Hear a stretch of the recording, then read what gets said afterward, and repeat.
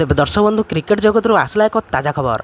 तेबे कालीर मैच रे जहाँ है सबू देखिकी शक। लखनऊ को हराई दिल्ली करदेला एक सॉलिड कमबैक। लास्ट ओवर पर्यंत चली यह मैच रे किए है हीरो चलतु जाना फुल हाइलाइट्स। तेबे नमस्कार दोस्तों, आपण मैंने देखुं ओडिया क्रिकेट 77 चैनल।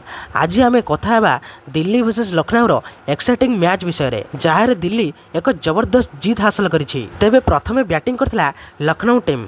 तांको तरफर बैट्समैन माने डिसेंट स्टार्ट देथिले, किंतु मिडिल ओवर्स रे दिल्ली रो बॉलर्स टाइट बॉलिंग करी रन फ्लो को रोकी देथिले। तेबे लखनऊ शेषर एक कॉम्पिटिटिव स्कोर सेट करिला। टार्गेट चेस करिया पई दिल्ली फील्ड रे आसला। तेबे ओपनिंग ठारू ही एग्रेसिव बैटिंग देखेला दिल्ली।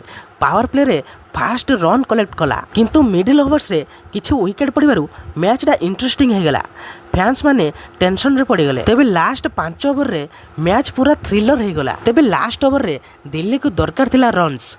विकेट्स ऑलरेडी गिरी जाइथिला।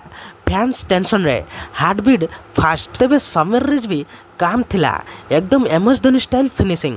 सिंगल डबल आउ देन बूम से मारिला एक डेंजरस 6 बॉल सीधा स्टेडियम बाहर। आउ कमेंटेटर भी चिल्लाइला व्हाट ए शॉट। तेबे दिल्ली कैपिटल्स जीतीगला एक अनबिलीवेबल मैच। समीर रिज भी है रियल हीरो, मैच विनर। तेबे टीममेट्स फील्ड रे दौड़ी आसले।